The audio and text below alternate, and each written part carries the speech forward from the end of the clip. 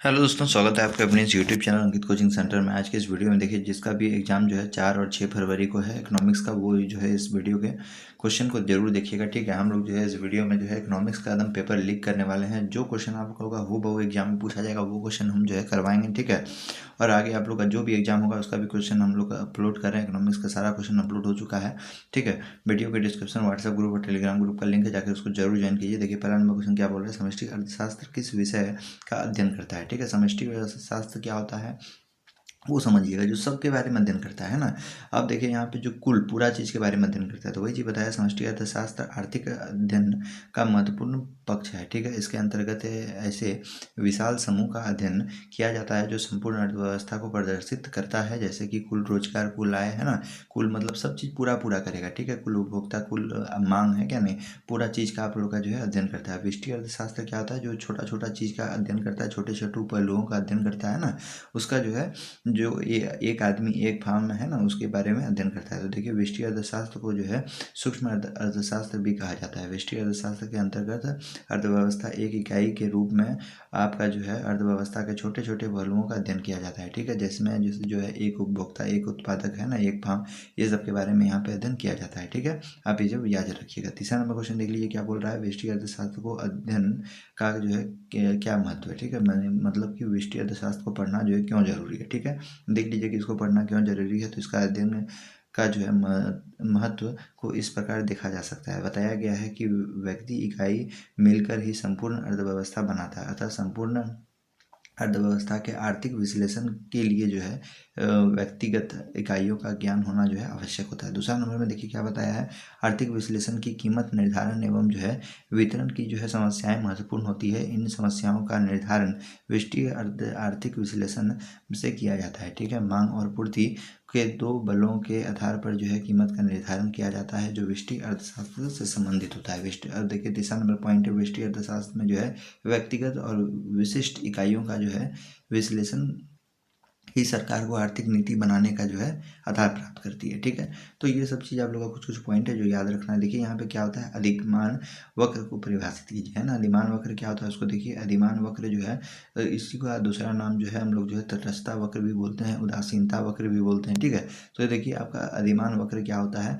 जो दो वस्तु के विभिन्न संयोगों से संबंधित उपभोक्ता के व्यवहार की व्याख्या किया है ना। उपभोक्ता का क्या करे, उपभोक्ता मतलब जो भी चीज़ का जो है भोग करने वाला है उसका जो है व्याख्या करता है। उपभोक्ता का व्यवहार उसकी जो है उदासीनता अनुसूची द्वारा जो है प्रदर्शित किया जाता है। उपभोक्ता समान संतुष्टि देने वाले दो वस्तुओं की विभिन्न संयोग उदासीनता अनुसूची अथवा जो तटस्थता समूह होता है। ठीक है, तो अधिमान वक्र क्या होता है, दो वस्तु रहेगा, दो वस्तु में उसको कौन सा वस्तु जो है ज़्यादा उसको संतुष्टि दे रहा है वो आप लोग का अधिमान वक्र कहलाता है। इसी उदासीन अनुसूची की ग्राफ के द्वारा जो है प्रदर्शित करके अधिमान वक्र प्राप्त किया जाता है। ठीक है, यानी मान लीजिए उसके पास जो है दो चीज़ें हैं ना, दो फल है, मान लीजिए एक सेब है एक नारंगी है ना।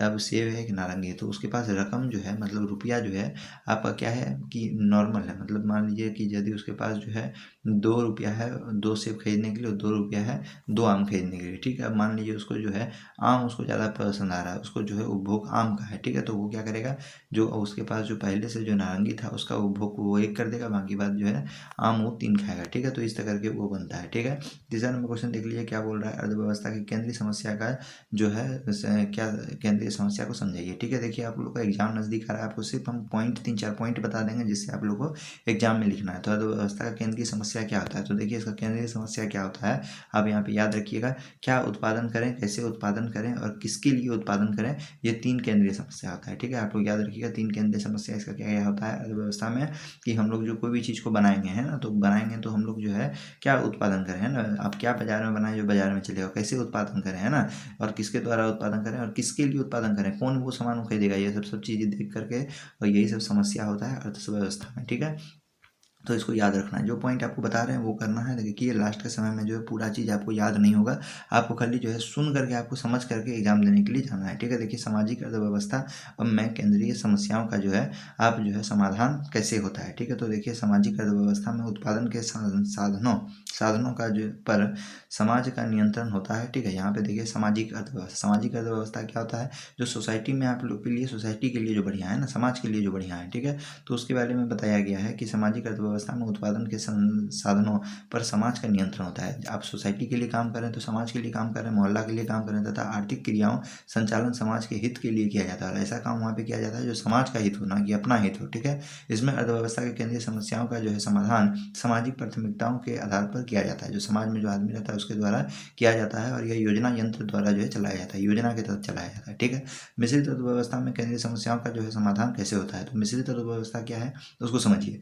मिश्रित अर्थव्यवस्था में निजी क्षेत्र में जो है सार्वजनिक क्षेत्र दोनों, यह जो है आप लोग का क्या होता है अस्तित्व होता है। ठीक है, और दोनों ही क्षेत्र में जो है किसी सामान्य आर्थिक योजना के जो है अधिक कार्य, इसको जो है मिश्रित अर्थव्यवस्था की कीमत यंत्र और जो है नियोजन तंत्र दोनों मिलकर जो है यहाँ पे केंद्रीय समस्याओं का क्या करता है, समाधान करता है। ठीक है, मिश्रित अर्थव्यवस्था जो है आपका क्या करेगा कि दोनों मिलकर के जो है काम करता है। मान लीजिए एक घर है, एक घर में आपका दो भाई है। ठीक है, एक घर है जिसमें दो भाई है, और कोई भी यदि उसमें काम होगा तो दोनों भाई उसमें मदद करेगा, है क्या नहीं, दोनों भाई उसमें मदद करेगा। तो ये आपका क्या है, आपका मिश्रित अर्थव्यवस्था है। ठीक है, पूंजीवादी अर्थव्यवस्था में केंद्रीय समस्याओं का समाधान करें, है ना। तो देखिए, पूंजीवादी अर्थव्यवस्था में उत्पादन के संसाधनों में निजी नियंत्रण होता है क्या ना। पूंजीवादी मतलब पैसा, आपका पैसा है तो आपका नियंत्रण होगा। ठीक है, यह अर्थव्यवस्था उत्पादन और उपभोग के क्षेत्र में स्वतंत्र होता है। आपका पैसा है, आप जिस तरह उसको यूज करना चाहते हैं उस तरह आप करेंगे। इस अर्थव्यवस्था में जो है आर्थिक समस्याओं का समाधान कीमत यंत्र द्वारा किया जाता है। इसमें मांग की पूर्ति दो आपका जो है स्वतंत्र बल जो है क्रियाशील होकर जो है कीमत निर्धारण करती है क्या नहीं। अब देखिए यहाँ पे आर्थिक समस्या क्या है। तो आर्थिक समस्या आपको हम पहले ही बता चुके हैं। आर्थिक समस्या क्या होता है, तो आवश्यकताएं असीमित और जो है साधन क्या होता है, सीमित होता है ना।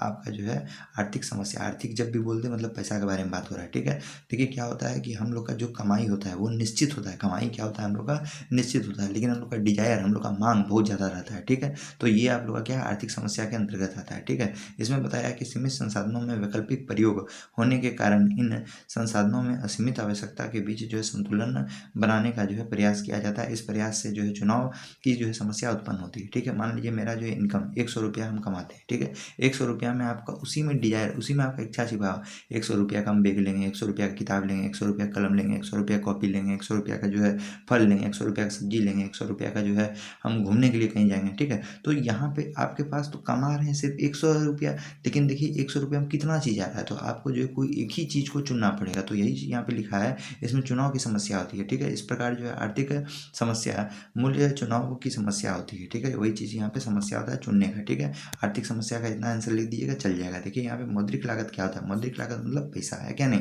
पैसा मनी। किसी भी फर्म द्वारा जो है वस्तु के उत्पादन में किए गए कुल मुद्रा व्यय को जो है मुद्रित लागत कहता है। मतलब खर्चा जो आपका होता है उसी को हम लोग क्या कहते हैं, मुद्रित आय करते हैं। अर्थात उत्पत्ति के समस्त साधनों के मूल्यों को यदि मुद्रा में व्यक्त कर दिया जाए तो उसको हम लोग जो है उत्पादन इन उत्पत्ति के साधनों की सेवाओं को जो है प्राप्त करने के लिए जो कुल व्यय होता है, मतलब जो कुल खर्चा होता है, उसी को हम लोग क्या कहते हैं, मौद्रिक लागत कहते हैं। ठीक है, अब देखिए वास्तविक लागत क्या होता है, रियल कॉस्ट क्या है।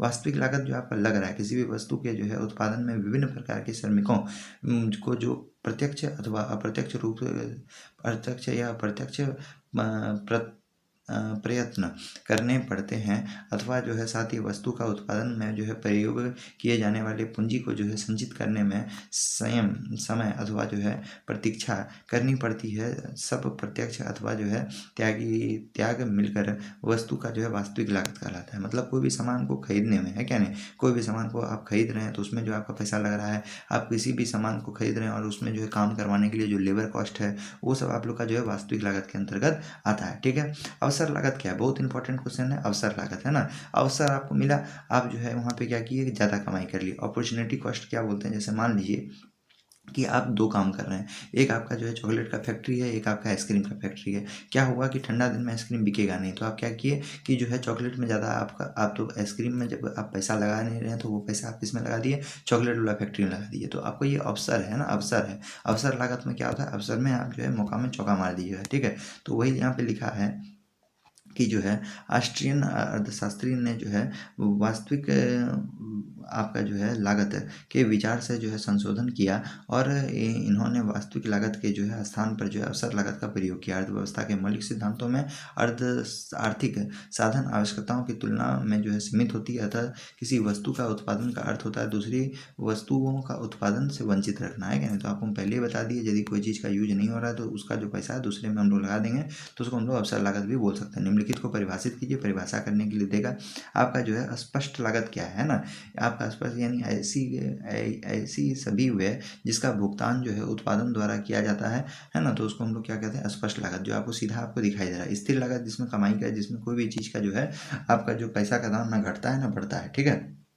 जैसे चावल हो गया, दाल हो गया, ये सब आप लोग का जो है उसका दाम ना बढ़ेगा ना घटेगा। स्थिर लागत जो है कुल खर्चा का योग होता है जो उत्पादन को जो है उत्पादन की स्थिति में संसाधनों को, सेवाओं को खरीदने या भाड़े पर लेने के लिए जो है खर्च होता है, ठीक है। अब देखिए परिवर्तनशील लागत क्या होता है। परिवर्तनशील मतलब जिसको हम परिवर्तन भी कर सकते हैं, ठीक है। परिवर्तनशील लागत वह लागत होता है जो उत्पादन के, जो आपका उत्पादक का उत्पादन के जो है घटते बढ़ते रहता है ना, मतलब कभी मान लीजिए जो है परिवर्तन हो सकता है, कोई भी ऐसा चीज़ है यदि आपको आज को ज़रूरत है कल नहीं है, क्या नहीं।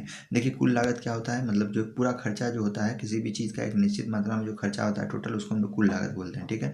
लिखा हुआ किसी वस्तु में जो है निश्चित मात्रा का उत्पादन करने के लिए जो है आपका जो है उत्पादक को के जितने कुल व्यय करना पड़ता है, मतलब जितना खर्चा करना पड़ता है उसको हम लोग कुल लागत बोलते हैं, ठीक है। औसत लागत क्या है। औसत लागत आप देखिए फार्मूला याद रखिए। औसत लागत का क्या होता है, यानी आप लोग का किसी वस्तु की प्रति इकाई लागत में औसत लागत, प्रति इकाई लागत को ही हम लोग औसत लागत कहते हैं, ठीक है। इसका फार्मूला है, याद रखिएगा, TC/Q है ना। कुल उत्पादन में जो है आपका जो उत्पादन मात्रा होता है। औसत स्थिर लागत क्या होता है, मतलब किसी उत्पादन में कुल स्थिर लागत को जो है हम उत्पादन की मात्रा से भाग देते हैं तो औसत स्थिर लागत आपका क्या होता है, निकल जाता है, ठीक है। अगला क्वेश्चन यहाँ पे देख लीजिए, इसका ये फार्मूला TFC इक्वल टू क्या होता है, आपका AFC बराबर क्या होता है TFC/Q, ठीक है। आगे देखिए 14 नंबर क्वेश्चन क्या बोला, औसत लागत एवं सीमांत लागत में अंतर आपको बताना है, ठीक है। औसत लागत और सीमांत लागत में आप लोग को अंतर बताना है, तो यहाँ पे आप लोग का 4 रिलेशन होता है, ये रिलेशन को आप लोग याद रख सकते हैं, ठीक है। 15 नंबर क्वेश्चन देख लीजिए, आप लोग कुछ परिभाषा है, परिभाषा आप लोग को याद रखना है। कुल आय अभी आपको हम बताए थे, ये सब तो अभी आपको हम बता चुके हैं, ठीक है। कुल आय आप लोग का क्या होगा, तो कुल आय देखिए किसी भी फॉर्म में जो है कुल आय वस्तु की एक कीमत की कुल विक्रय की जो है गई इकाई से आप लोग का गुणनफल द्वारा प्राप्त होता है। मतलब मान लीजिए कोई भी जितना, मान लीजिए कोई भी हम फैक्ट्री है, फैक्ट्री में हम सामान बनाए और उसको हम जो बेच रहे हैं, बेचने के बाद जितना पैसा आ रहा है उसको हम लोग क्या बोलते हैं, कुल आय बोलते हैं। सीमांत आय क्या होता है, जितना पैसा आके एक एक इकाई करके बढ़े या एक एक इकाई करके घटे तो उसको हम लोग क्या बोलेंगे, सीमांत आय बोलेंगे, ठीक है। औसत आय क्या होता है, औसत आय का मतलब होता है उत्पादन में प्रति इकाई बिक्री से प्राप्त होने वाला आय। इसमें प्रकार जो है कुल आय में को जो है बिक्री की गई इकाइयों की संख्या में भाग देने पर जो है औसत आय प्राप्त होता है, ठीक है। औसत आय का ये फार्मूला है, औसत आय का फार्मूला है, इसको याद रख सकते हैं, ठीक है। तो ये सब जितना क्वेश्चन आपको बताया इंपॉर्टेंट क्वेश्चन है, ये सब आप लोग का जो है 3 नंबर का, समझे ना। 3 नंबर में जो है आप लोग का 3 मार्क्स में आपका जो है क्वेश्चन आपका पूछ सकता है, ठीक है। और जितना भी क्वेश्चन है सब इंपॉर्टेंट क्वेश्चन है और जो क्वेश्चन आपके लिए लाते रहेंगे। बहुत सारा जो है वीडियो आपका जो है चैनल में डाला गया है, चैनल को जाकर विजिट कीजिए, देखिए और वीडियो को लाइक जरूर कीजिए, ठीक है। मिलते हैं आपसे नेक्स्ट वीडियो।